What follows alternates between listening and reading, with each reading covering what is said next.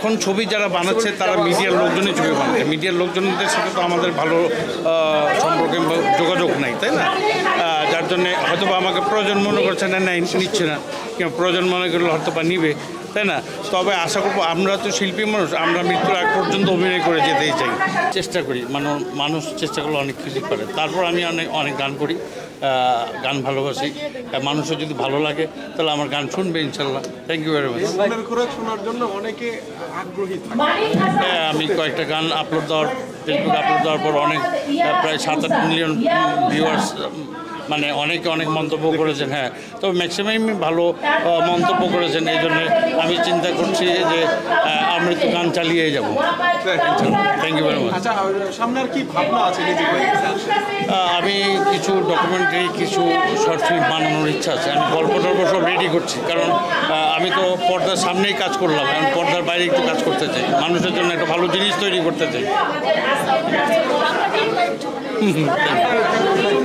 এখন অনেক প্রশ্ন ছিল, সেটা হচ্ছে এমনিতে আপনাকে অভিনয় খুব কম দেখছি, তার কারণ যদি বলতেন।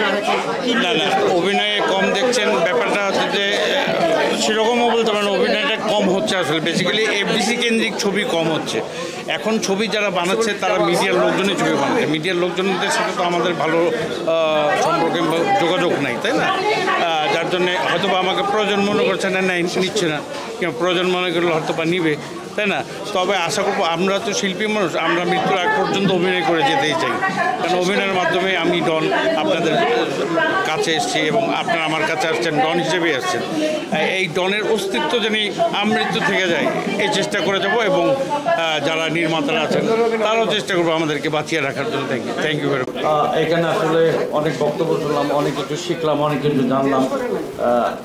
আমি ধন্যবাদ জানাচ্ছি ট্র্যাবের সভাপতি এবং সাধারণ সম্পাদক সহ ট্র্যাবের সংশ্লিষ্ট সব ভাই বোনদেরকে। সবাইকে আবার ধন্যবাদ। দেখা হবে ইনশাল্লাহ। ভালো থাকবেন, ভালো রাখবেন। Thank you very much. আসসালামু আলাইকুম।